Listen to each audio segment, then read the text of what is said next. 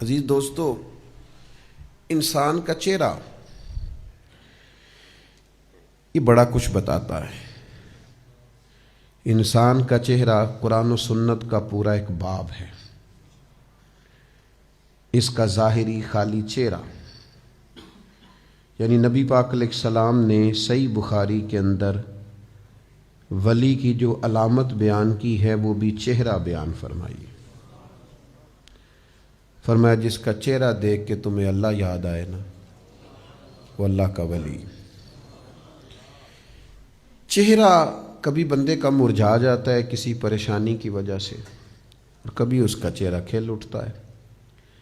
چہرہ دیکھ کے لوگ کہہ دیتے ہیں کہ جناب خیریت تو ہے، کوئی پریشانی تو نہیں، اور چہرہ دیکھ کے لوگ پوچھ لیتے ہیں کہ خیر تو ہے، بڑے خوش نظر آ رہے ہو۔ یہ جو چہرہ ہوتا ہے نا، اس کے اندر بڑی چیزیں ہوتی ہیں۔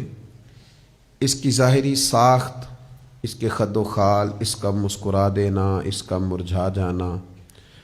اور میں چونکہ چند لوگوں کا استاد بھی ہوں، وہ سمجھتے ہیں کہ میں نے انہیں کچھ پڑھایا ہے، تو میں بعض چہرے دیکھ کے یہ بھی سمجھ جاتا ہوں کہ یہ سوال بھی ہے چہرے میں کوئی نہ کوئی۔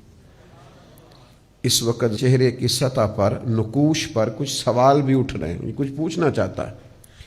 چہرے بڑا کچھ بتاتے ہیں۔ چہرے خوش بھی ہوتے ہیں، چہرے غمگین بھی ہوتے ہیں۔ دنیا میں بھی چہرے نظر آتے ہیں، قیامت میں بھی چہرے نظر آئیں گے۔ سورۃ القیامہ کی 2 آیتیں میں نے پڑھی ہیں۔ اللہ فرماتے ہیں وجوہ یومئذ ناظرہ، قیامت والے دن کچھ چہرے بڑے تر و تازہ ہوں گے۔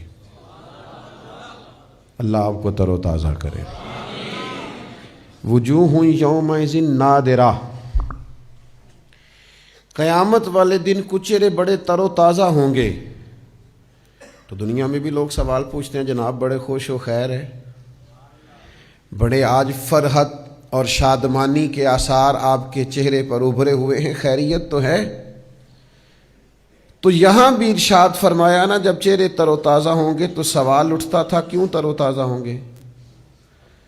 کچھ چہرے قیامت کے وجوہ یومئذ ناظرہ، کچھ چہرے قیامت کے دن بڑے تر و تازہ ہوں گے۔